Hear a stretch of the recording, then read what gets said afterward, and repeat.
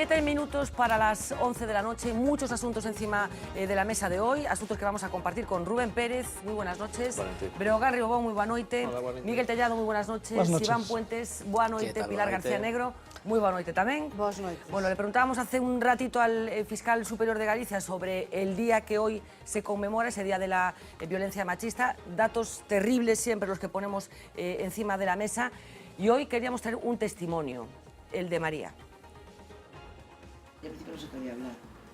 Embarazada, con 26 años, estaba sola en casa y fue a pedirle ayuda a su madre porque tenía molestias. E cando volvín a casa, pois cambiara o tambor da cerradura. Estuve como 3 horas na porta. A partir de ahí todo fue a peor. Era moi agresivo. El bebía e pola forma de abrir a porta, cando entraba, xa sabías se iba a pasar algo ou non. Ese estar pendiente de como vai abrir a porta é un suplicio. Non había noite que dormira tranquila. Levaba 2 días fora da casa e chegou como ás 5 da mañán, así, e díxome que me levantara para plancharlle a camisa. Como tardei, porque me estaba despertando, empezou a tirarnos na habitación roupa, a tabla de planchar, a plancha.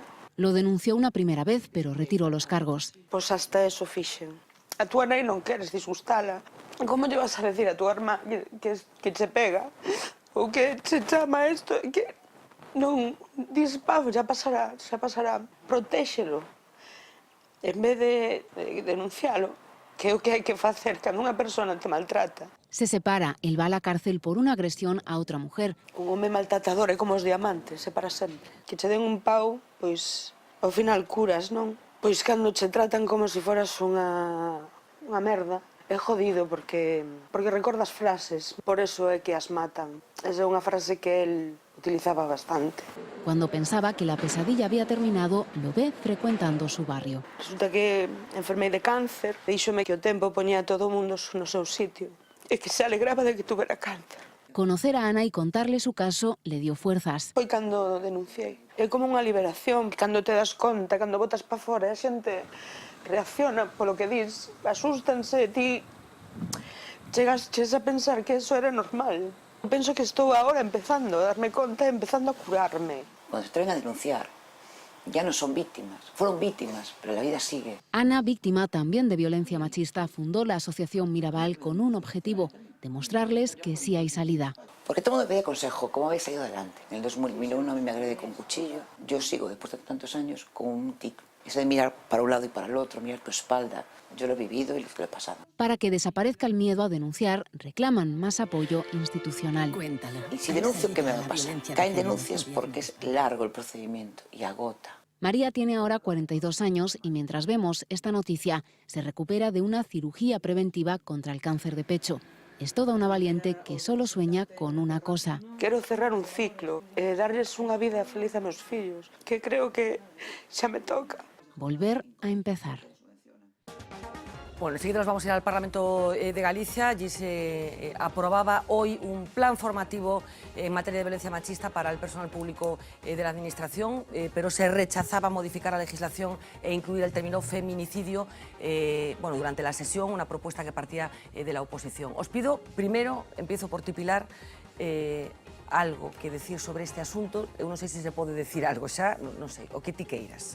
Despois de escoitar o que nos acaba de contar María, hai moitas Marías en Galiza. Coido que se está focando de unha forma absolutamente errónea, hipócrita ou cínica un problema que é consustancial, que é secular, pero que é claramente funcional ao sistema actual. O sexismo, en primeiro lugar, é unha fonte, é unha canteira ilimitada de lucro. E continuará en tanto en canto non se removan as bases económicas, financeiras, de funcionamento do propio sistema. En segundo lugar, digo que non valen estas supostas armas de combate das que se din que teñen, armas legais, digo, das que se di que teñen fallos. Eu pregúntome cando se acertou.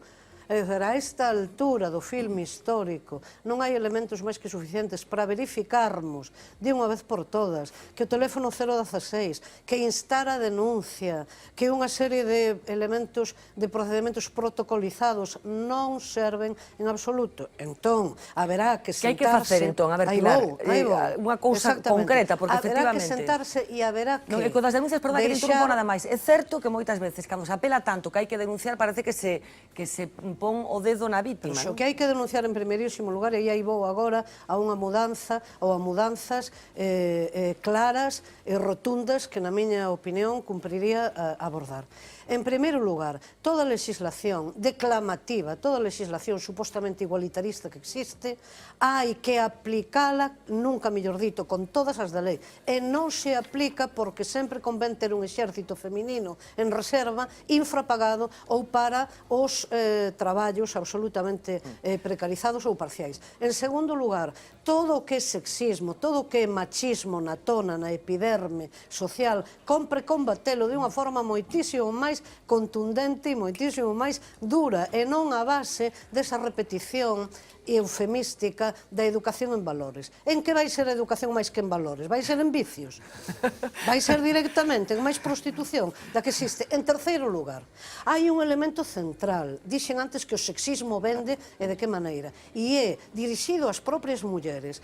Cultivar directamente a independencia. Independencia. Esa independencia ten dúas faces. A económica. E para iso hai que ter un posto de traballo. E a outra face é a psicolóxica, a independencia a respeito de darlle valor á súa vida con independencia de que un elemento varón fixe os ollos ou a escolla. Pídovos esta primeira aproximación, insisto que enseguida imos abrir máis, exactamente, máis caixas. Sí que é un tema no que é fácil caer nos lugares comuns, cando non é nada doado. Estes que eu indiquei non se repeten moito. Miguel, continúo contigo. Bueno, yo creo que en cualquier caso hay que lanzar un mensaje positivo, ¿no? Y es que yo creo que si algo ha avanzado la sociedad española en los últimos años es que, desde luego, hay una tolerancia cero hacia el maltratador, ¿no? Y yo creo que eso es un avance sin lugar a dudas, ¿no? Y yo creo que lo que es importante es que frente a la mucha tolerancia, pero las muertes están donde están. Sí, pero también es verdad que hay menos muertes que hace años, y que desde luego yo creo que es un objetivo de todos, y yo creo que es bueno que no se use la violencia de género como elemento de confrontación política. ¿Pero se está usando, tú crees? Yo creo que a veces pues se generan pequeñas batallas sobre determinadas cuestiones y lo importante es trasladar a la sociedad, yo creo que dos mensajes. El primero, todos estamos contra la violencia de género, todos debemos trabajar a favor de una sociedad que sea cada vez menos machista. Pero yo discrepo con lo que dice Pilar. Yo creo que a cualquier mujer que tenga la mínima duda de que está viviendo una situación de violencia de género, lo que hay que decirle es que claro que hay que denunciar. Y claro que hay instituciones y organizaciones de todo tipo dispuestas a apoyar. Que hay que transmitir, pero parece que es que las mujeres no denuncian porque no les da la gana. Y a veces hay que saber por qué no denuncian. Entonces a mí me preocupa que se traslade ese mensaje de que, bueno, pues que denunciar no vale nada. No. ¿Por qué no se aceptó hoy por parte del Grupo Popular esa propuesta de incluir el término feminicidio? Porque entendemos que hay más cosas que nos unen que cosas que nos separan, ¿no? Y establecer el debate sobre el término feminicidio y establecer un debate sobre... El objetivo no es debatir sobre cómo le llamamos a las cosas, si violencia de género o feminicidio. Bueno, tenemos un problema que es la violencia machista y que hay mujeres que mueren porque son víctimas de sus parejas. Y eso es el objetivo, luchar contra eso y sensibilizar a la sociedad que hay que tener tolerancia cero ante la violencia machista. Los términos son importantes porque hace 50 años ni siquiera existía esto de violencia machista, sí, aunque pero existiera. El problema no es cómo le llamemos, el problema es que hay un enemigo común que es el maltratador, y que yo creo que deberíamos dedicarnos menos tiempo a pelearnos entre nosotros cómo le llamamos a las cosas, o si hacemos más o menos, y entender que todos los gobiernos han trabajado para luchar contra la violencia de género y que no se trata de combatir con esta cuestión. ¿Son feminicidios, Iván?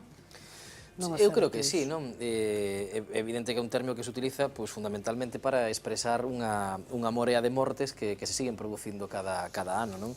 E especialmente, ademais, este ano en Galicia, non? Eu creo que fin, eu non dubido que todos os gobernantes e todos os gobernos traballasen a favor de erradicar a violencia de xénero, pero sí que creo que o impulso, as gañas, a dedicación coa que se traballou desde diferentes gobernos non é exactamente a mesma.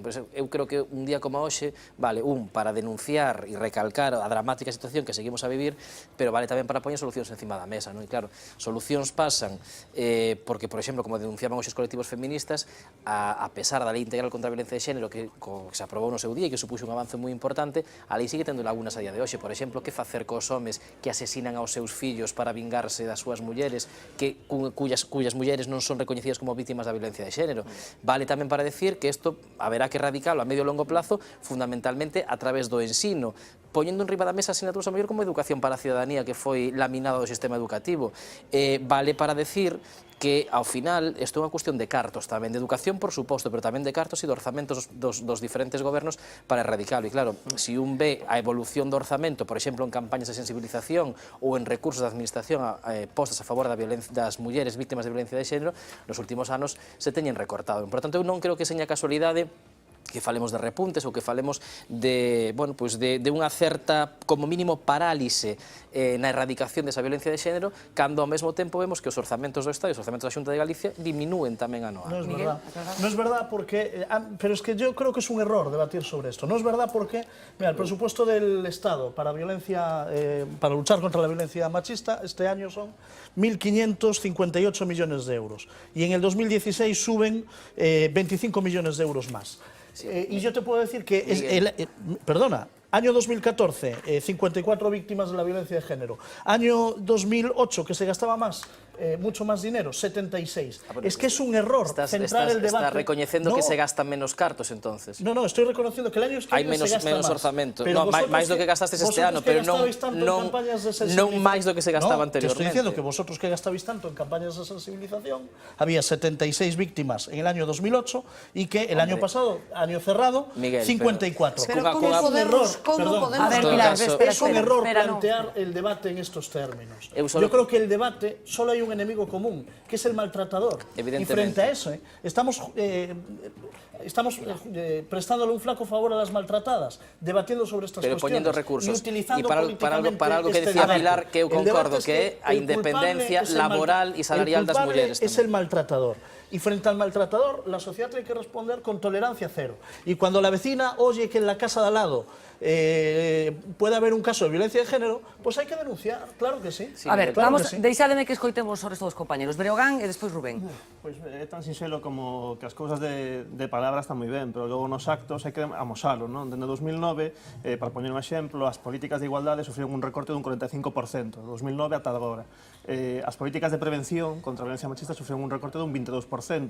Os orzamentos xerais do Estado para o ano 2016 o que destinan a este tipo de políticas é un 0,01% do PIB de España. Neste caso, facer un debate a respecto de que diminúe o número de víctimas é algo bastante estrano. No caso de Miguel, cando en Galiza mesmamente no que levamos de ano van o dobre de víctimas que o ano pasado. Por poñer outro exemplo máis. Pero por eso digo que ese non é el debate. No, pero é o que estás falando ti, que o debate é o que estás poñendo ti, diminuir o número de víctimas. En términos económicos, eu creo que ese hai que avanzar en políticas que garantan a independencia das mulleres, tanto económica como socialmente, que vayan en contra ou que vayan a diminuir a brecha salarial que hai a día de hoxe, que hai un 19% de brecha salarial entre homes e mulleres, poñer, por exemplo, a universalización da educación infantil de 0 a 3 anos, é unha medida que sería fundamental para que precisamente as mulleres que neste sistema da sociedade patriarcal na que nos atopamos son as que en gran medida coidan das rapazas, dos rapaces pequenos, pois poidan ter disponibilidade de ter traballos e ser independentes socialmente e laboralmente. Son cuestións que hai que ter en conta e son cuestións fáciles de facer, outra cosa é a vontade. E discrepo, xa para rematar, no que comentaba Iván de educación para a ciudadanía, porque non foi nunca unha asignatura que estivera pensada precisamente para erradicar a violencia machista. Sí que hai outras cuestións nas que se poden avanzar a nivel educativo, como poida ser, por exemplo, a integración da inteligencia emocional, que é algo fundamental tamén para que unha persoa teña unha mellor autoestima posteriormente e poida ser decidida de denunciar casos nos que está... O certo que algo está fallando no sistema educativo porque lonxe de estar solucionado o problema, todos os indicadores apuntan a que nestes momentos os mozos, os adolescentes galegos, os adolescentes españois teñen algúns problemas de relación entre eles e elas. Non está precisamente solucionado o problema. Rubén. Claro que non é só unha cuestión estadística. De feito, a violencia de xénero pois hai unha parte pequena da violencia de xénero que son as mulleres que ao fin e al cabo son asasinadas, pero o resto da violencia de xénero é casi estrutural do sistema, polo tanto, reducir a cuestión da violencia de xénero, o número de mulleres que morren, bueno, é unha parte pequena do gran problema que temos de violencia de xénero neste país, que vai máis alá das estadísticas. Eu concordo con Pilar, forma parte da estrutura do capitalismo que temos artellado, o creo papel... que hai sociedades que non son capitalistas que tamén teñen este problema. Sí, sin duda, pero o papel que sospeito que isto non é un problema de sistema económico, económico, as mulleres nas relacións de produción, o papel que se relega incluso nos tempos de crise, donde a crise é máis violenta coa clase traballadora e por unha parte casi de correlación sustancial aumentan os casos, porque sempre foi así, por exemplo, nos barrios máis desestructurados das grandes cidades, que a medida que avanzaba a crise. Yo discrepo con Eu esto. creo que Rubén, simplemente, a ver, los técnicos que se dedican a esto dicen que efectivamente al revés, que no se considere que la violencia machista está circunscrita a determinadas clases sociales, circunscrita a determinados... Que no, que es transversal. Hay una mayor ocultación en algunos casos. Es transversal, efectivamente. Hay formas diferentes de gestionar el problema, efectivamente. Bueno, dejadme un momento, porque vamos a seguir avanzando. Y decía que este asunto estuvo presente en el Parlamento gallego. La oposición visibilizó su punto de vista a través de determinadas pancartas también. Se trataba de hablar de una propuesta de la oposición, ya comentada aquí, la inclusión de ese término feminicidio. Finalmente, como decía, lo que se aprobó fue coordinar un plan formativo en materia de violencia machista para el personal de la Administración Pública de este país. El día amaneció en el Parlamento con lazos violetas en las solapas de algunos diputados de la oposición y de la mayoría de los populares. Non podemos pasar o 25 de novembro simplemente poñendo un lazo. Eso non chega. Vestida también de violeta, la diputada nacionalista defendió su propuesta para legislar las agresiones machistas como feminicidio. No escatimó en críticas por la falta de medios en los juzgados específicos de violencia de género. Dando visibilidade ao problema, asumindo palabras como feminicidio, poderíamos dar pasos adiante. É unha reivindicación política de colectivos feministas latinoamericanos. Un término controvertido para el PP, que votó en contra de la propuesta. Votos afirmativos 31, votos en contra 40, queda rexeitado este punto. El PP apretó el sí para sacar adelante su propia iniciativa, que ya está aprobada. La Xunta formará funcionarios públicos en igualdad y en prevención de la violencia machista. A primeira comunidade autónoma vai a ser pioneira de Estado. En medio del debate, paseo de pancartas, mensajes que el bloque llevó al hemiciclo y que fotocopiaron el resto de la oposición.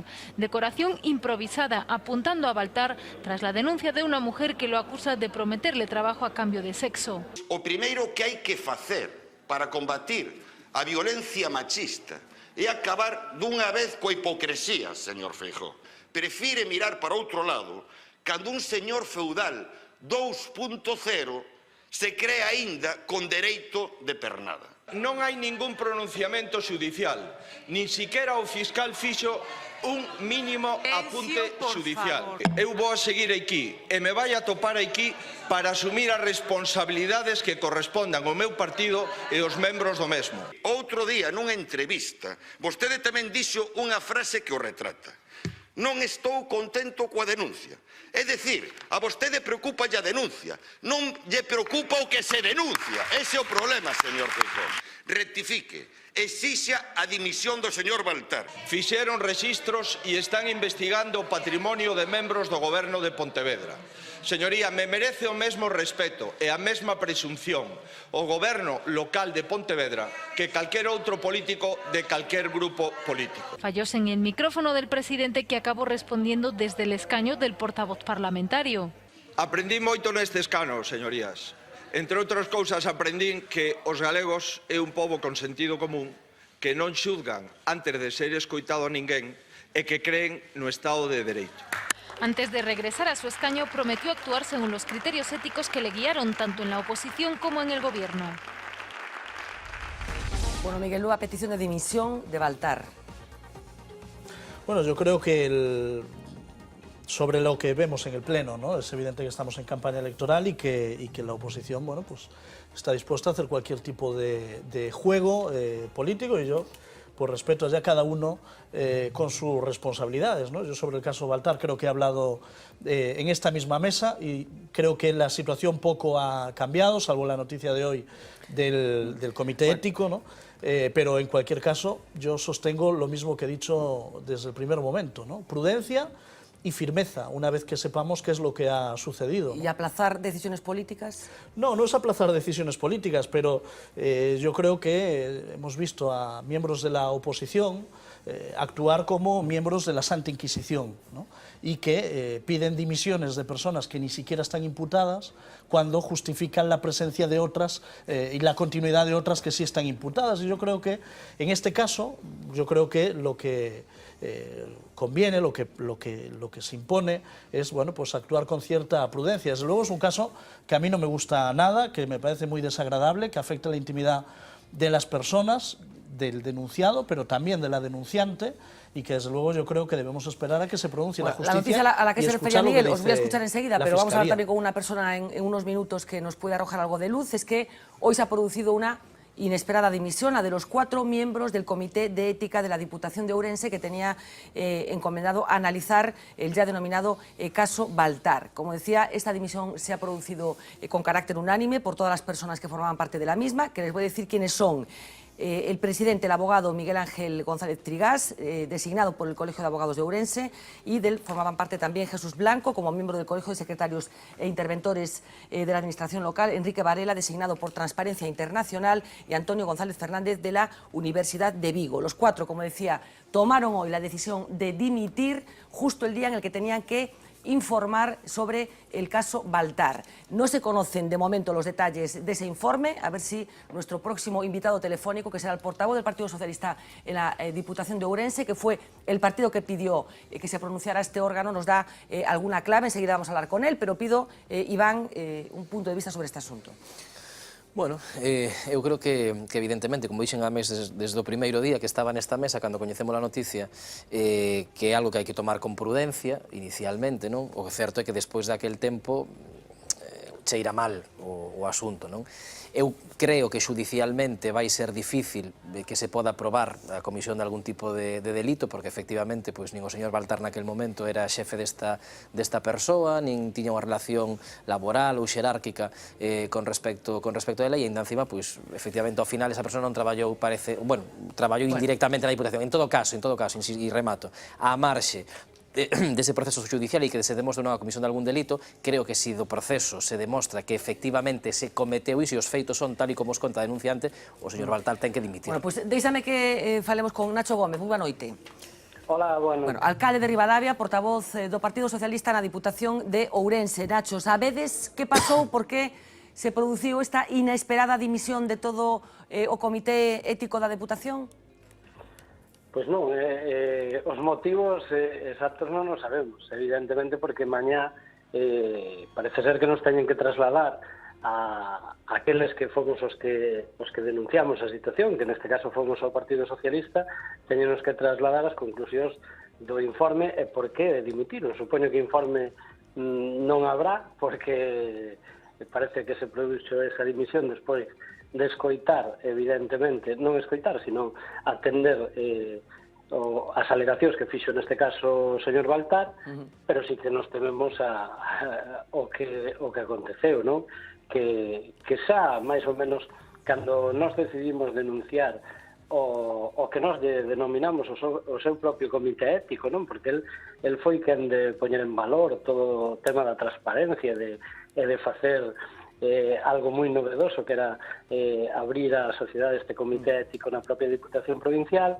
Pois vemos que isto se lle volve en contra cando os 4 membros deste propio comité ético dimiten en bloque, ademais por unanimidade, polo que sabemos, non? Eu teño que decir que nos intentamos hoxe falar con Trigás, con Miguel Ángel González Trigás, que declinou a invitación que lle fixemos para que nos explicara por que presentaran esa dimisión. Decías, Nacho, que podes intuir que pasou. Que pasou? Sí. Que crees que pasou? Pois hai unha cousa que está clara, non? Creo que dese sentido común, así o entendemos nós. Quen non ten culpa de nada do que está acontecendo é o grupo denunciante, que neste caso é o Partido Socialista, non? Quen denuncia a situación somos nós, e, polo tanto, entendemos que os 4 membros, que son persoas que teñen unha reputada trayectoria nos seus ámbitos laborais, seguramente que estas zonas están arrepentidos de haber formado parte deste comité ético, porque nós o dixemos desde un principio, non? Claro. Nós non creemos na ética na Diputación porque o propio presidente se iba a encargar de desfacela. Bueno, a verdade é que non tardou moito, non? Pero sí que entendemos que o que ocurre, creemos que vai ser así, así o transmiten eles, o que sí dixeron é que esperan que esas conclusións ou o porqué desa dimisión se faga público por parte da Diputación, e que non teña ninguna dúbida a todos os que nos está escoitando que se non o fai a propia Diputación como institución, pois o faremos nós como grupo, que tamén o vamos a recibir, seremos quen de recibilo, pois o faremos público mañá, non? Sabedes algo das alegacións de Baltar? Que parece que sí, polo menos ele está dicindo nestas horas, que sí que respondeu o requerimento do comité e que mandou o correspondente escrito. Non se sabe que dixo Baltar, non? Que alegou? Sí, nós non o sabemos, evidentemente, o que lle respostou, pero o que sí que sabemos é o que leva feito ao longo de todo este tempo. E aínda hai cousas que, evidentemente, non toda a sociedade sabe, non? Pero aínda outro día, nas propias comisións informativas, volvimos a recibir o rechazo do Grupo Popular para nin tan siquiera debatir unha moción que neste caso presentou o Bloque Nacionalista Galego nas propias comisións informativas, donde nunca ocurre que se rechaza a urxencia de un tema a tratar, nin siquiera foron capaces de querer tratalo.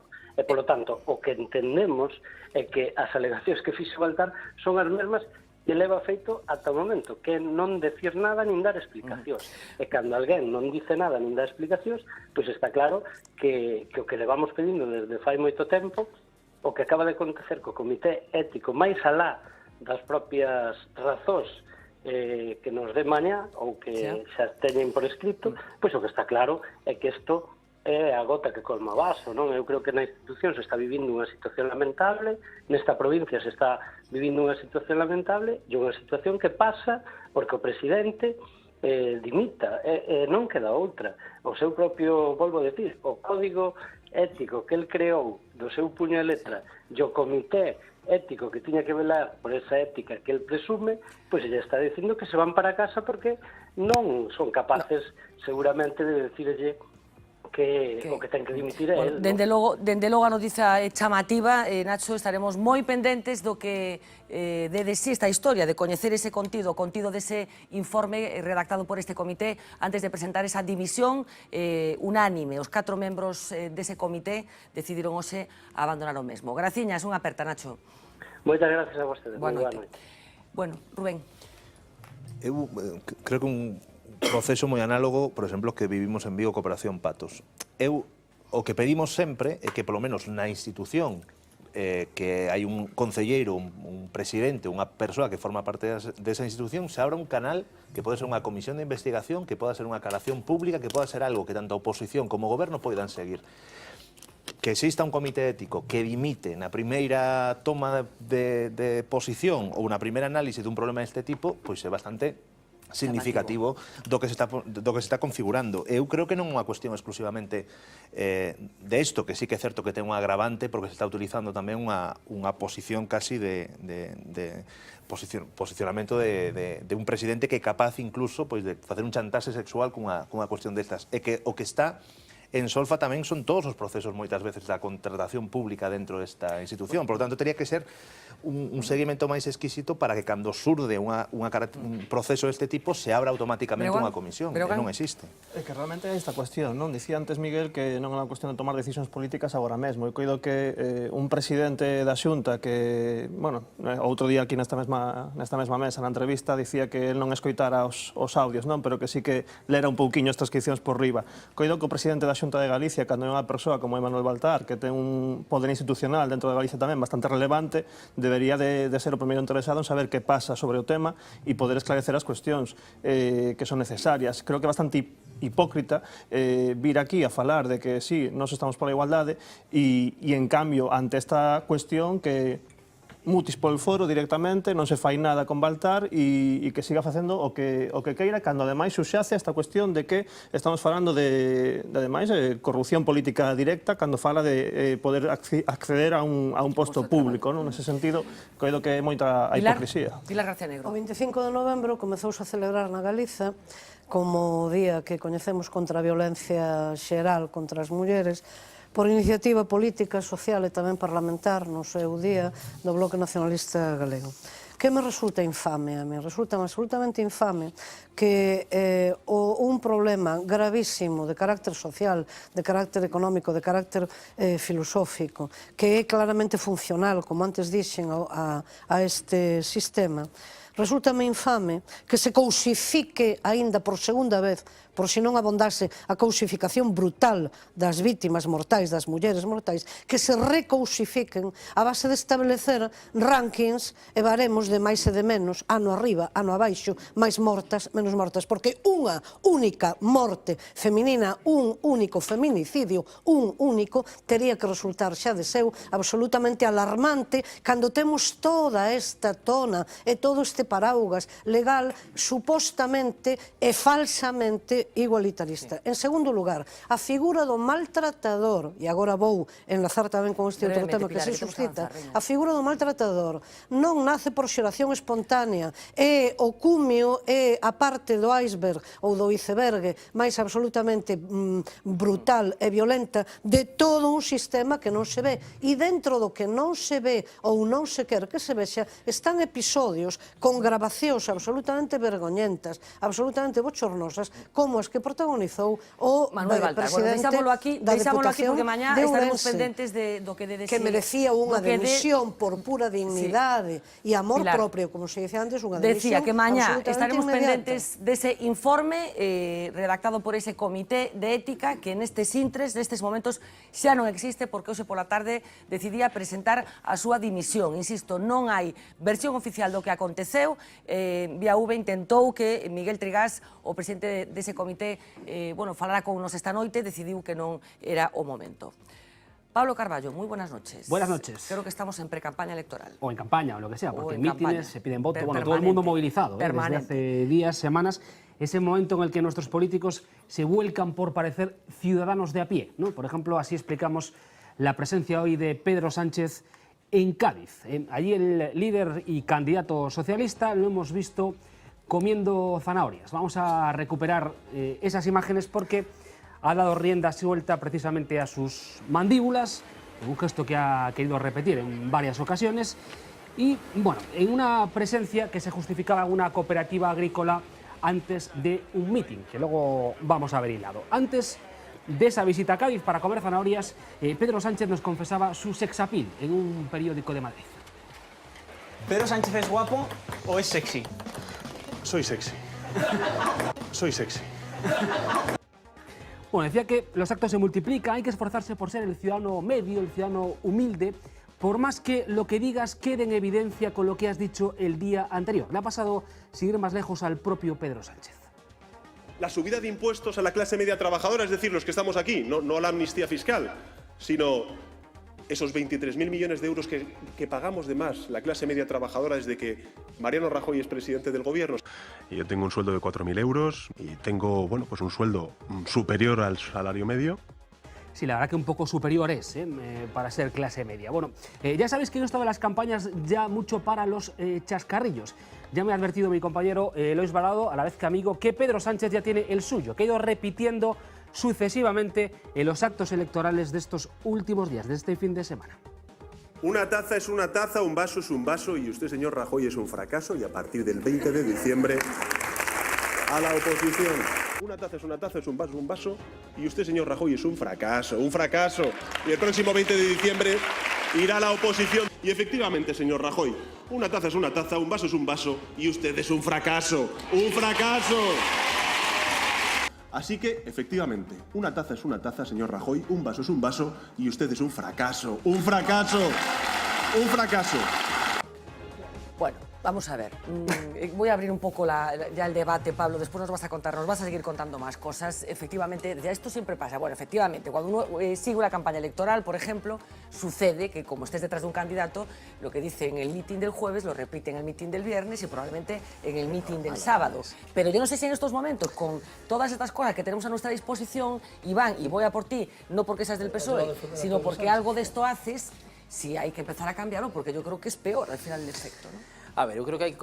Nos, cando falamos con algún candidato político, e digo na universidade, por exemplo, sempre se di que evidentemente vai acabar cansado do que teña que decir, pero é normal, quero decir, cando un fala para os veciños de Ponteareas, pois ten que decir unha cousa e terá que repetirá na Coruña o día seguinte cando fala para os veciños da Coruña. Eu, cando traballei en alguna campaña electoral, podía repetir o discurso do candidato de principio a fin prácticamente con todo o que iba a decir. Periodista rematando todos os que íbamos ali na comitiva, replicando por encima do candidato. E sabías o que tocaban cada momento. Eso como se evita que ocorra o que ti dis que evidentemente hai un risco cada vez maior, ademais, froito das redes sociais?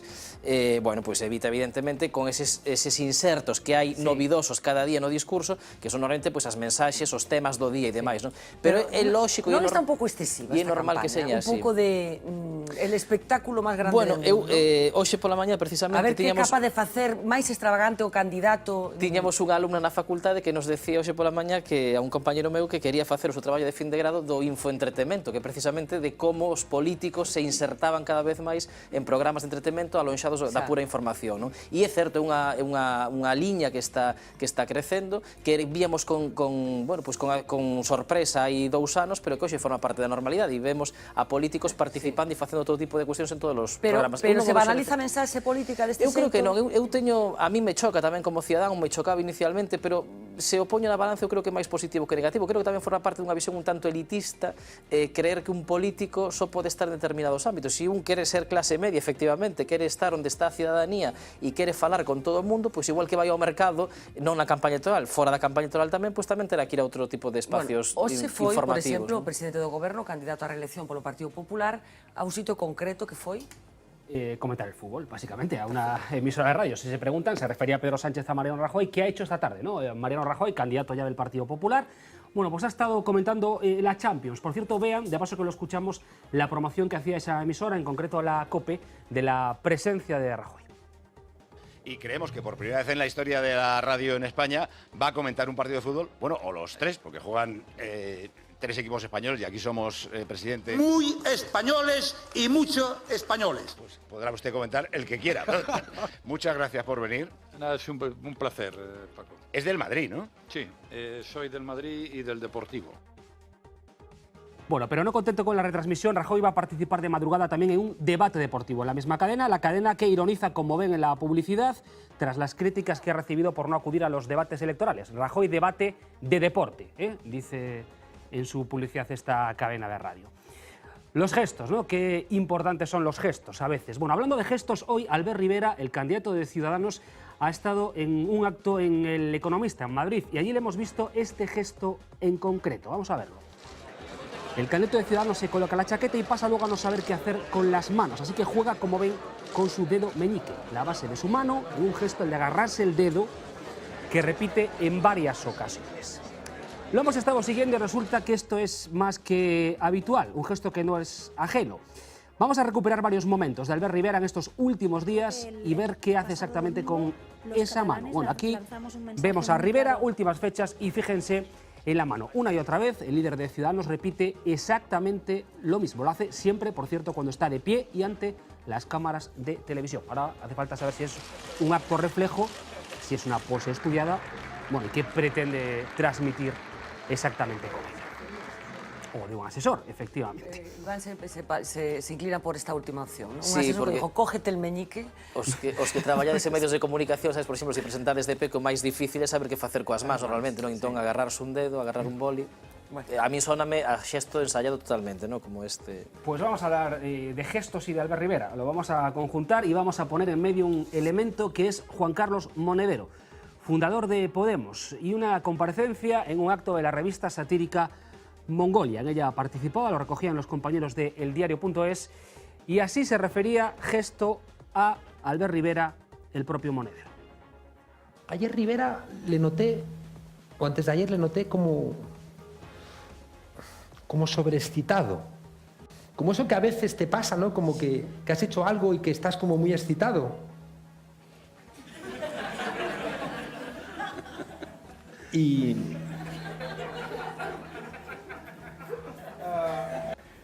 es que no vamos a ser de tiro largo. Yo creo que cuando dijo Josep Oliu, ¿no? El presidente del Banco Sabadell dijo, necesitamos un Podemos de derechas. Y dijo Rivera, yo. ¿No? Bueno, está siendo uno de los asuntos más comentados en las redes sociales. Evidentemente se está refiriendo a lo que se está refiriendo Juan Carlos Monedero, insinuando que Albert Rivera consume cocaína. Se lo voy a decir porque es los gestos que hace, la referencia al tiro, etcétera, etcétera. Yo no sé si tenéis algo que decir sobre el particular. Lamentable, ¿no? Yo creo que se define claramente, lamentable. Breogán? Non comparto o que fai Monedero, pero bueno, liberdade de expresión en todo caso. Rubén? Creo que en política hai límites que non se deben pasar nunca. Eu creo que esos son o corpus dos límites que aparte ten que ver coa vida personal de cada un. Eu creo que hai límites sobre esas cuestións que non se poden nin poñer en sospeita. Pilar, algo que decir? Esta é unha campaña absolutamente televisiva, absolutamente apantallada, e eu coido que deita unha lección na mercadotecnia e na publicidade moi interesante. E é que dan a entender que son todos elementos intercambiáveis, que tanto podería ser presidenta do goberno Carmen Lomana, que por certo tamén se apresenta, ou calquer locutor ou presentador famoso, ou calquer experto en fútbol. Quer dizer que quen manda de verdade é detrás de todos estes personaxes, incluídos os cargos gobernamentais actuais e os candidatos actuais do sistema, pois quen manda realmente son outro. Logo hai outra cousa, claro, máis preocupante, e é que está xa plenamente vixente un decreto non escrito, conforme o cal hai a campaña electoral para as próximas eleccións é cousa de 4. Iso é un decreto non escrito.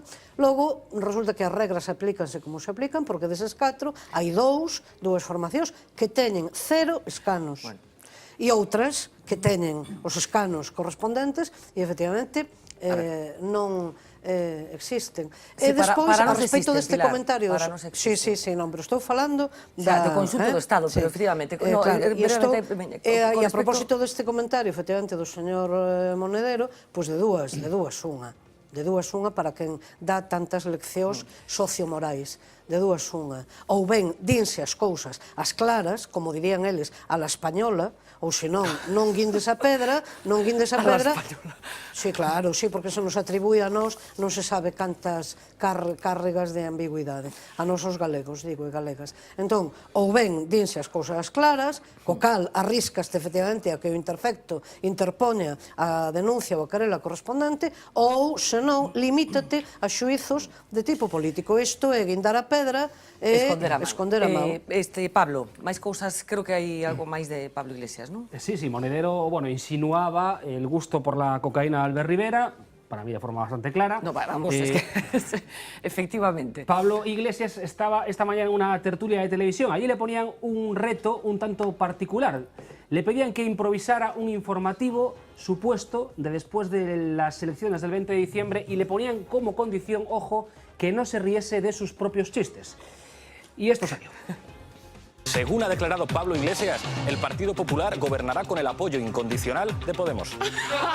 El líder de Podemos confesó a los periodistas que si el presi se lo pide, se cortará la coleta. Y ha declarado, solo estoy dispuesto a ocupar un sillón en el gobierno de Rajoy. En los próximos 4 años, el sillón de chofer de su coche oficial. Y no se ha reído, ¿eh? No se ha reído, consiguió no reírse de su propio telediario. Bueno, vamos a sacar con una pincelada internacional porque no solo hay elecciones en España, las habrá el 20 de diciembre, acaba de haberlas, por ejemplo, en Argentina, con la victoria de Mauricio Macri, al que felicitaba, por ejemplo, a través de las redes sociales la popular Esperanza Aguirre. Lo hacía con su Twitter y literalmente escribía esto que están viendo. Me alegra enormemente la victoria de Macri, es el fin del comunismo en Argentina y merece nuestra máxima felicitación. El tuit ha dado la vuelta al mundo. Aguirre dice ahora que pudo liarse entre comunismo y populismo, que son palabras que está acostumbrada a ir mezclando.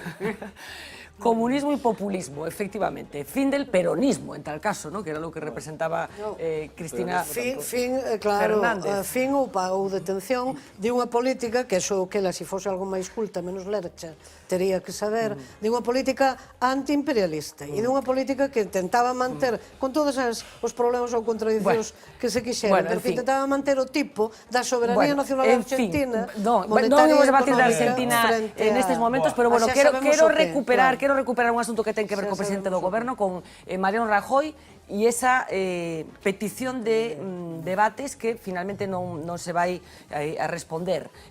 Miguel, tendría que debatir Rajoy? Vamos a ver, yo creo que hay que debatir siempre, pero es evidente que hay que negociar las condiciones del debate, ¿no? Y eso me lleva a algo que decía ahora Pilar, ¿no? Que dice, parece ser que estas son unas elecciones de 4, y yo coincido, es verdad, ¿no? Parece ser que por ese decreto que no se sabe de dónde sale, estas elecciones son cosa de Partido Popular, Partido Socialista, Ciudadanos y Podemos. De vos mesmos. No, de nosotros mismos no, de los medios de comunicación que son los que deciden a quién invitan. Lo que está claro es que quien desapareció el mapa es Izquierda Unida, que por cierto es quien sí tiene representación parlamentaria, pero por no se sabe arte de qué, Izquierda Unida se borra del mapa y es sustituido por Podemos, que es algo que por cierto en Galicia pasa porque Podemos desaparece. Con respecto a estas cosas, yo creo que el bloque no está para dar muchas lecciones, porque en estas elecciones se presenta con una especie de careta, ¿no? Y se presenta con otro nombre porque no quiere concurrir al suyo. Por lo tanto, el BNG desaparece y es otra cosa la que se presenta, ¿no? A ver, no, yo quería añadir dos cosas sobre... Un momento. Hay que aprender todo. Un momento. Ráfaga de Kalashnikov de Miguel Tellado. Nos excitáis dejarme continuar las ideas y luego se lo contestáis todo. Yo creo que es evidente que vivimos en un mundo cada vez más audiovisual, donde el audiovisual tiene mucha fuerza y que es evidente que bueno, pues los políticos quieren ir a los programas de televisión que ve la gente y los ciudadanos quieren ver a los políticos en esos programas, ¿no? Yo creo que Pablo Iglesias le pasó lo que le pasó, que se pasó de frenada y aburrió al personal, y yo creo que Albert Rivera está a un programa del hartazgo, ¿no? Está a un programa de cansar. Yo creo que está hasta en la sopa y yo creo que está en ese momento de que dices, bueno, esto ya se lo hemos escuchado, ¿no? Te falta Pedro Sánchez. Sobre estas cuestiones lo voy a defender por la imagen que veíamos antes, ¿no? Me llama la atención porque ya el lunes el presidente de la Junta ya era muy partidario de que subiera una coalición con el Partido Socialista. Para luego criticarlo. Ah, vale. A mí no me preocupa que Pedro Sánchez diga lo mismo en todos los mítines. A mí me preocupan los políticos que hoy dicen una cosa y mañana la contraria, que es la situación de Podemos o un poco lo que le pasa a Ciudadanos, que cada vez que concreta un poco el mensaje acaba diciendo lo contrario, ¿no? Por lo tanto, yo creo que es bueno que los políticos estén en los programas de televisión que ve la gente o en los programas de radio que escucha la gente, pero que eso nos lleve a la banalización de la política o a la frivolidad más absoluta. A ver, ¿no? vamos que es a el caso, por ejemplo, de Monedero hace un momento, ¿no? Izquierda Unida. Empezamos por Desde logo, a exclusión de Izquierda Unida, neste caso, dos debates, contraví, efectivamente, o que di a lei. É certo que son medios de comunicación privados que les establecen os seus criterios, pero nós non decimos que esta Izquierda Unida excluindo a outras forzas políticas que consideramos que teñen que estar. E aí estamos de acordo coa Xunta Electoral, porque a Xunta Electoral, no proceso das autonómicas, recoñeceu que había partidos que non tiñan representación anterior, pero que eran moi significados, que nunca se presentaron un proceso electoral, e nós no seu momento defendimos que sí, que teñen que estar esos partidos. O que non entendemos é unha exclusión a unha forza parlamentaria con 11 deputados, e polo tanto pedimos a todos os partidos que van a participar nese proceso que pulen como nos pulamos no seu momento para que a pluralidade se vexa. Teñan ou non representación no Congreso dos Deputados actualmente. Breogán? Isto iba do debate de Rajoy ou non, non? Eu coido que unha cuestión que comentou Miguel, eu estou totalmente en contra, obviamente. Coido que debatir é a máxima expresión da democracia realmente, non? Confrontar ideas, confrontar propostas é algo totalmente necesario e é algo ao que, pois, neste caso, Rajoy non nos ten moi acostumados porque acostuma a agocharse constantemente, sexa detrás dun plasma ou outro tipo de cuestións. Pero coido que, efectivamente, canto máis plural sexa un debate, moito mellor, e a cidadanía ten dereito, e ademais estamos percibindo que constantemente está demandando, ademais, que haxa ese tipo de espazos. Porque, bueno, falar de que hai algún líder ou algunos líderes que aburren ao persoal cando en determinados programas baten récords consecutivamente de audiencia, pues creo que é bastante contradictorio, non? Déjame que avancemos un momento, porque hoy hicimos un experimento, saben que procuramos hacerlo con cierta frecuencia. Partíamos del último CIS, del último informe del CIS, en el que bueno, establecía perfiles de ciudadanos asociados a determinados partidos. Seguro que lo recuerdan, el caladero fundamental de votantes del Partido Popular serían hombres y mujeres mayores de 65 años. El Partido Socialista lo votarían sobre todo mujeres de en torno a los 35 años. Ciudadanos se estarían nutriendo del voto de hombres jóvenes y Podemos, las mareas aquí en Galicia por asociación serían nuevos votantes de hasta 24 años. Ya sé que no está el Bloque Nacionalista Galego porque el CIS no preguntaba específicamente por esa formación, no el Bloque. Sabemos que a estas elecciones concurre como nos candidatura galega. Así que vamos a ver si la gente que responde a estos perfiles de edad y de género se identifica con lo que dice el CIS. Se van a sorprender, ya lo digo. Los datos del CIS muestran la tendencia de los ciudadanos a la hora de votar. Por ejemplo, del último barómetro se deduce que el principal caladero de votos del Partido Popular son los mayores de 65 años, del Partido Socialista las mujeres jóvenes y de Ciudadanos los hombres de la misma edad.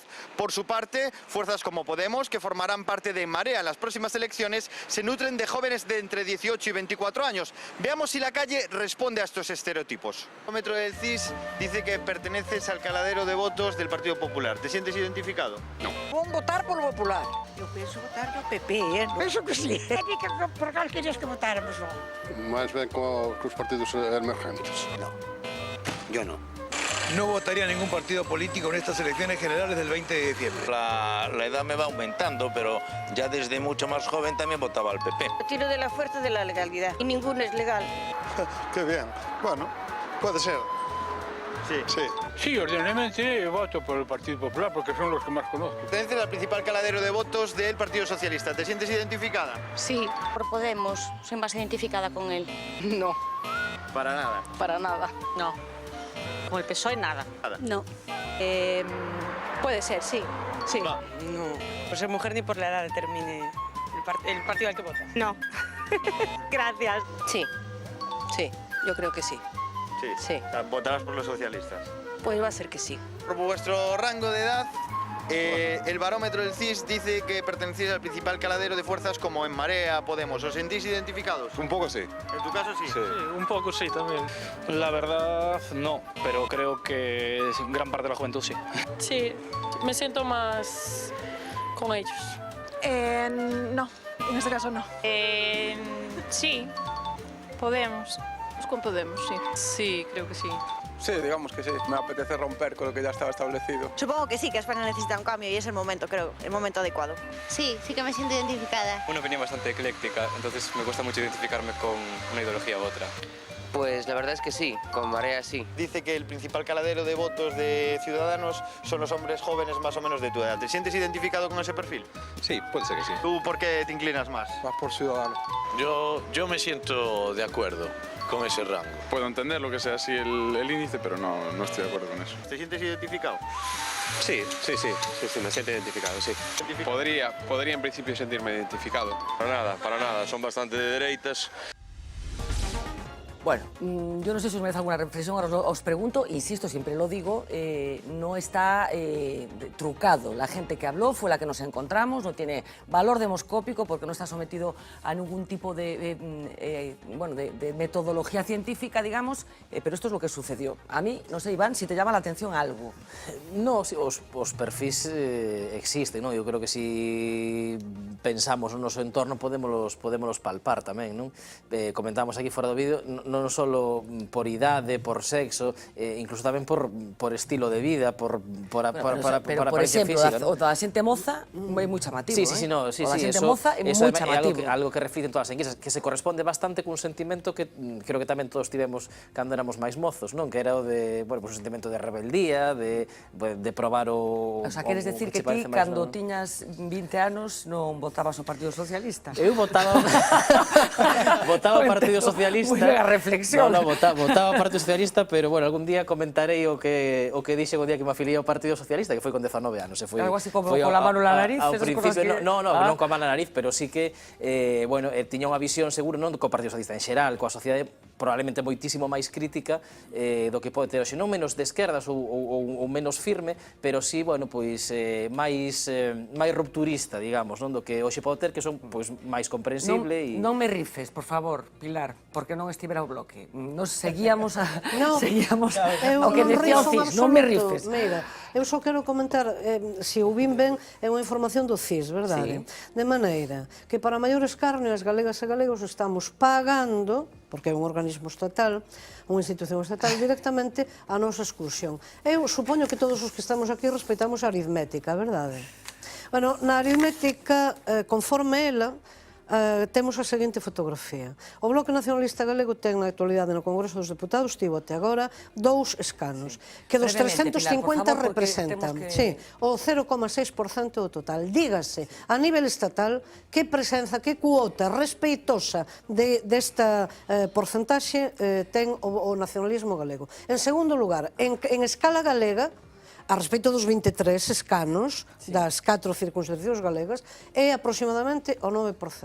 Entón eu denuncio, non reño, non rifo nada. Fernanda, vou moito máis alá. Eu denuncio con todas as letras, hoxe 25, día de denuncias tamén, 25 de novembro de 2015, un decreto non escrito de desaparecemento, de dilución, de auténtica persecución a través de outros procedementos xudiciais tamén inclusive, do Bloque Nacionalista Galego, do nacionalismo galego. E como non hai casualidades, ou na política, eu non acredito nelas, por algo será. Voulle preguntar a que do nacionalismo, concordas ca visión que está tendo que ter Pilar? Por certo, en 1985 pasou o mesmo, e tivemos que ir ao programa de Balbín, na televisión española. Sí. Non, por Deus. Digo, na única televisión que existía, na única non, por Deus, na única televisión española que existía daquela, na televisión, naquel programa, 1985. Pero, ten razón que a percepción que ten Pilar, o que está denunciando Pilar de... Eu creo que é un pouco como dicen antes, co tema do debate e de Rajoy sí ou Rajoy non. Eu creo que todo que a pluralidade e que calquera partido poida participar de espazos onde a ciudadanía se poida informar e ver, totalmente de acordo. Crees que o nacionalismo galego, creo que está padeciendo Pilar, está sendo acosado, digamos? Si o nacionalismo galego entende así, pois será acosado dentro do seu punto de vista. Eu non entendo... O sea, ti non te sientes nacionalista galego nestes momentos? Nacionalista que defender unha cultura, unha lingua, defender unha educación pública galega de calidade, pois se é iso, obviamente sí, pero en todo caso, eu vou máis ao vídeo que víamos agora, non? Que sí que amosa as gañas que ten a mocidade de que se cambien as cousas, de que haxa unha nova forma de facer política, de que efectivamente se poida participar na decisión política máis activamente do que se está facendo todo agora e que creo que queda bastante palpable no vídeo que acabamos de ver. Miguel, alguna reflexión? Sí, vamos a ver, efectivamente lo decía Pilar, el nacionalismo en Galicia representa el 9% del voto emitido, si tomamos como referencia las últimas autonómicas, ¿no? Porque es difícil determinar que alguien pueda ser voto nacionalista. De 23, Miguel, as miñas contas son o 9% dos 20... Vamos ver, non falo de porcentaxe de voto, falo dos 23 escanos no Congreso dos Deputados, hai dous. Me parece bien, pero si cogemos el voto emitido en las últimas elecciones autonómicas, el voto nacionalista en Galicia representa el 10%. Eso es el voto que tal. Por eso a mí también me choca muchas veces la forma de expresarse del nacionalismo galego, porque estamos acostumbrados en el Parlamento a escuchar cómo el bloque habla en nombre de Galicia. Oiga, mire, usted hablará en nombre de 10%, nosotros hablaremos en nombre de la mayoría, en nombre del Partido Popular. Yo decía que en el último programa que hablábamos de esta cuestión, que el BNG tenía un dilema, ¿no? Que era cómo concurrir en estas elecciones y que el dilema pasaba por elegir entre disolverse o desaparecer. Disolverse integrándose en esa candidatura de las mareas o desaparecer discretamente presentándose y no teniendo representación, que yo creo que es lo que va a pasar. Miguel, por que imitas a Antonita la Fantástica? No, yo te digo é que é unha imitación, é unha fábula, pero unha fábula... Tan discretamente va a desaparecer el nacionalismo galego del Congreso de los Diputados que lo hace incluso sin presentarse con su propio nombre. Quiero decir, por lo tanto, esa es... oiga, mire, mira, el Partido aquí Popular, ou hai un se va a galeguicidio, presentar siempre... ou hai un galeguicidio, momento, hipótese, porque imitando a túa fábula pobre, imitando a túa fábula pobre. No, Galicia es mucho más que el bloque. Imitando a túa fábula pobre. El problema del nacionalismo es patrimonializar Galicia. Un galeguicidio arrasador total, de maneira que efectivamente sexa un RIP, ou senón o nacionalismo galego vai existir porque non é un capricho de unha opcional ou facultativa, senón que hai unha materia prima que así exixe unha necesidade e unha defensa. Oye, reivindico que el nacionalismo siga existiendo en Galicia. Yo, desde luego, no comparto sus ideas. También me gusta que el nacionalismo esté representado por la marca original en Galicia, que es el Bloque Nacionalista Galego, y no suceda. Rubén, vota por nós. A ver, por favor. No, sabes que no, Rubén. pero desde luego yo prefiero el original y no suceda. Por favor. Romper un tabú, que parece que en proceso preelectoral temos que botar nos os trastos. Eu primeiro, aquí sí que vexo que hai un perfil moi urbano e o Bloque, porque coñezo, teño moitos amigos no BNG, siguen tendo unha implantación moi forte no rural. Seguramente se as preguntas aos mozos e mozas que se fixeron aquí en ámbito urbano se fixeran en outras moitas localidades, o Bloque sigue tendo implantación. Segundo, isto era un exercicio de... Claro, quero dicir que non tomemos isto como referencia. Pero máis, esa cuestión, bueno, eu, cando se fala de que partidos desaparecen ou non, eu aí sí que poño, o BNG sigue tendo unha implantación moi forte, con moitos concelleiros, con moitos alcaldes, non se vai a resolver exclusivamente neste proceso electoral. Sí que é certo que neste proceso electoral o voto urbano, eu creo que por primeira vez en Galicia, o voto urbano vai a ser maioritariamente dentro dos mozos e mozas, eu creo que vai a ter unha componente novedosa, pero estamos falando de que isto é un exercicio que se pode facer nas cidades, pero seguramente que fixéramos no rural equilibraría moitas máis cousas. Bueno, pois temos coller a luva que nos pon encima da mesa Rubén e iremos ao rural tamén a facelo, a ver se é diferente. Imos falar enseguida dentro duns minutiños con Carlos Callón, ele é o candidato precisamente cabeza de lista de Nos Candidatura Galega pola Coruña. Queríamos comentar que te levou a escribir hoxe un artigo nas páxinas de opinión de La Voz de Galicia que está triunfando nas redes sociais, titulado O Candidato Marica. Enseguida falamos con Carlos Callón, pero antes queremos lembrar que hoxe estivo aquí o aínda ministro de Economía, Luís de Guindos, nun acto que tivo lugar aquí nesta casa, no Museo da Fundación Santiago Rei Fernández Latorre. Estamos vendo o momento no que estaba saudando as persoas presentes nese acto, nese intre. Falaba precisamente con Santiago Rei Fernández Latorre, presidente e editor de La Voz de Galicia. Luís de Guindos, que participaba en un acto convocado, organizado expresamente por el Banco Sabadell, habló de muchas cosas. Propuso, entre otras cosas, que el rumbo de la economía continúe como hasta ahora para evitar cosas que retrató de esta manera. Vamos a ver, la economía española sigue siendo muy vulnerable. Si en un momento dado los mercados, por una pérdida de confianza en España, nos afectan negativamente desde el punto de vista de lo que son el coste de financiación, esas condiciones de financiación, inmediatamente eso se trasladaría a la situación de empleo y a la situación de crecimiento económico en nuestro país, con una rapidez insospechada. Si no se aplica una política económica razonable, si se revierten las reformas, algún tipo de reformas, si, por ejemplo, no se continúa con la reducción del déficit público, si, por ejemplo, no continúas con o intentas revertir la reforma laboral, nos podemos volver perfectamente a la situación que estábamos en el año 2010, en el 2011 o en el 2012. Y hay otra cuestión, es decir, una vez salvamos la situación límite, a lo mejor la segunda vez no lo salvamos. La opinión de los mercados no ha tenido un impacto importante en el tema de Cataluña. Fíjese, por ejemplo, me preguntaba mucho más cuando Podemos estaba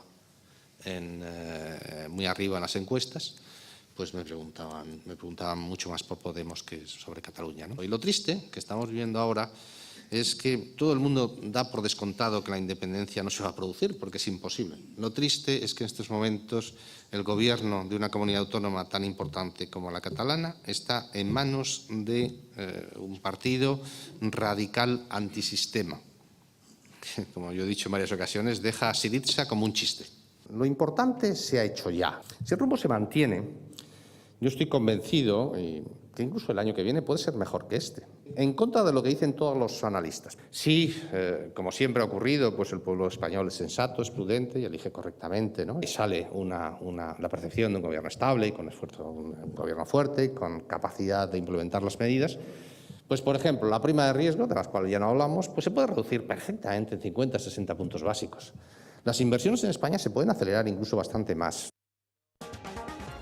Bueno, pues ya ven, al ministro de Guindos condicionando una marcha económica determinada a la victoria del Partido Popular. Habló, por ejemplo, insinuó que se va a producir una privatización más o menos próxima e inmediata de Bankia y recordó que el peor momento de esta legislatura fue aquel en el que se decidió no pedir el famoso rescate. La decisión más importante que tomó el Gobierno a lo largo de estos 4 años fue explícitamente no pedir el rescate de España. Todo estaba preparado para que España pidiera el rescate. Prácticamente no había nadie que diera un duro por la economía española, más allá de lo que es la necesidad de pedir el rescate. Si yo les contara a ustedes las noches que pasaba el ministro de Economía sabiendo cómo venían las subastas, porque la financiación que necesitábamos, pues lógicamente es algo que no se lo deseo ni a mi peor enemigo. No solamente habló en este momento de cómo dormía esos días, insistió, así que debió de dormir mal, efectivamente. Creando un símil de título de película, el año que vivimos peligrosamente, ¿no? Es decir, fue un año que estuvimos al borde del rescate. Solo el presidente de Gobierno y yo sabemos lo cerca que estuvimos del rescate. Bueno, yo decía que yo dormía como un niño, esto es un chiste muy malo, ¿no? Me desvelaba a las 2 de la mañana y me pasaba ya toda la noche llorando, ¿no? Es decir, ahora duermo bien, Bueno, parte de la intervención de Luis de Guindos en esta casa, en ese acto convocado, como decíamos, por el Banco Sabadell, os voy a pedir una ronda prácticamente de 20 segundos. Pilar relacionaba a marcha de economía ca vitória do Partido Popular, creo que falaba de a prudencia do povo español. Foi óptima 20 a marcha, segundos, por favor. Foi óptima a marcha de economía para o resgate da grande banca, para que tivésemos que repagar, socializar absolutamente todos os defeitos de unha xestión horrorosa. Foi óptima a economía para a privatización de servizos públicos fundamentais, é absolutamente deplorável para a grande maioría social, con traizón directa á legislación básica existente na materia. Iván? E para Galiza, máis emigración. Iván? Pois de manual, o medo, a apelación ao medo e o recurso ao que se aferra un goberno cando non ten xestión que vender, cando se sabe non respaldado pola maioría da cidadanía e cando o único recurso en definitiva que ten é decir ou sigo eu ou ven o caos e ven a miseria para ti. Entón, polo tanto, para min é primeiro de manual e segundo o maior indicativo de que o Partido Popular pois ten un serio risco e sabe perfectamente que pode e que vai perder as próximas eleccións xerais. Miguel Tellado. Bueno, yo creo que es evidente que en el 2011 el Partido Socialista dejó el país al borde del abismo y que efectivamente pues, conseguimos evitar el rescate y conseguimos que la economía empezase a crecer y a crear empleo. De los 3 millones de parados que creó el Partido Socialista, hoy podemos decir que en el último año hay 500.000 afiliados a la Seguridad Social más que no había hace un año y que por lo tanto la tendencia es distinta. La confianza es un intangible de gran valor para el funcionamiento de la economía y desde luego es evidente que este gobierno está generando confianza y que eso se refleja en la situación económica del país y que la alternativa es incierta, es la incertidumbre, es un gobierno de 3 que no se sabe lo que puede ser y que por lo tanto yo creo que si alguien garantiza la confianza en los próximos años es la continuidad de este Breogán. 13 millones en risco, 13 millones de persoas no Estado en risco de pobreza, alrededor de 2 millóns de persoas que marcharon do Estado nos últimos anos para buscar unha vida digna. Coido que efectivamente o rescate foi moi bo para Bárcenas, para Rato, para algún que outro máis que anda por aí aínda. Rubén.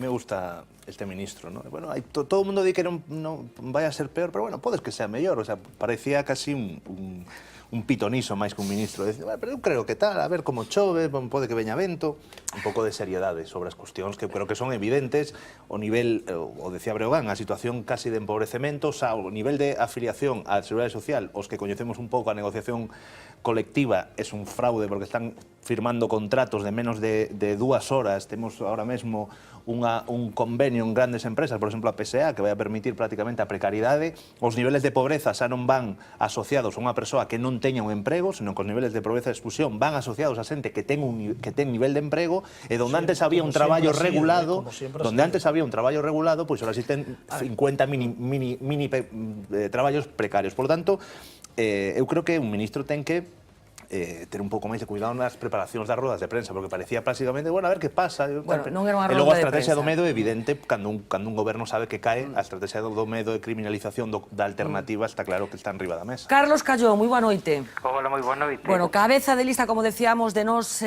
candidatura galega pola cidade da Coruña, que hoxe escreves nas páxinas de opinión de La Voz de Galicia un artigo que me consta que está sendo un éxito nas redes sociais e tamén na propia páxina web de lavoz.es, onde está entre as noticias máis vistas. O candidato Marica, Carlos, por que decides titular así este artigo e enfocalo deste xeito?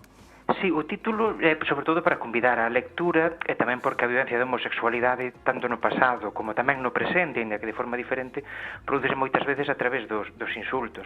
Eu entendo que ademais eu como homosexual, igual que nacionalista, de esquerdas e galego, e quere exercer como galego no Congreso dos Deputados e das Deputadas, pois veño a dar a cara, non?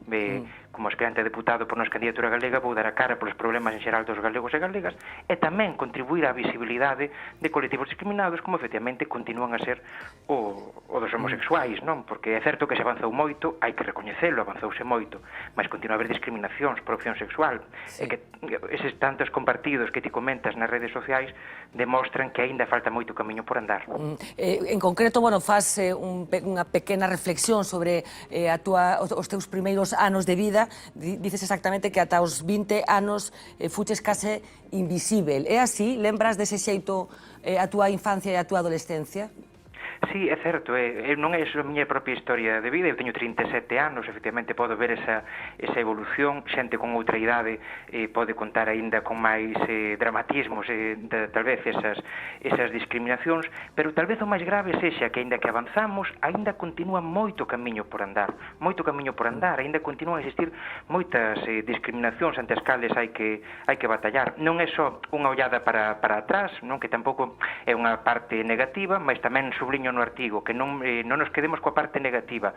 Loitei como hai que loitar na vida, como temos que loitar todos e todas, non? Fun un rapazolo alegre e son un adulto agora razonablemente feliz, mas tamén é certo, unha vez que asumo a responsabilidade a través das primarias de nosa candidatura galega de ser cabeza de lista pola provincia da Coruña, tamén entendo que teño que levar ese activismo que realicei desde hai anos en defensa da diversidade de opción sexual, pois tamén levalo ao Congreso, non? É certo que eu son máis coñecido polo traballo de activista en defensa da lingua, non? Efectivamente. Sí, bueno, efectivamente, estiveches moitos anos ao frente da mesa, pero ti é certo tamén que participaches noutros colectivos. Xa para rematar, Carlos, non sei, que reaccións colleitaches hoxe? Pois, sobre todo, moi positivas, de xente que o festexa, que entende que aínda hai que dar pasos adiante. É certo que algunha crítica chegaba dicindo que era un artigo oportunista, non? Por parte de xente que é vinculada ao Partido Popular. Eu, claro, o que lles respondo desde aquí é que consigan que o Partido Popular sexa un pouquiño máis oportunista, non? Porque o nacionalismo galego, nosa candidatura galega, en continuación do traballo do BNG de 20 anos no Congreso dos Deputados, en continuación con máis motores, é coherente nesa defensa dos dereitos da diversidade sexual, non? De diversidade de opción sexual. O Partido Popular pois sería genial que fose un poquinho máis oportunista, non? Que elimine as barreiras legais que aínda continúan a existir, que garanta a presenza da diversidade sexual no temario, etc. E xa non digo que teñan que sair do armario, que queira quedar no armario. Pero que estás insinuando, Carlos, que hai moita xente do PP que aínda está no armario, porque hai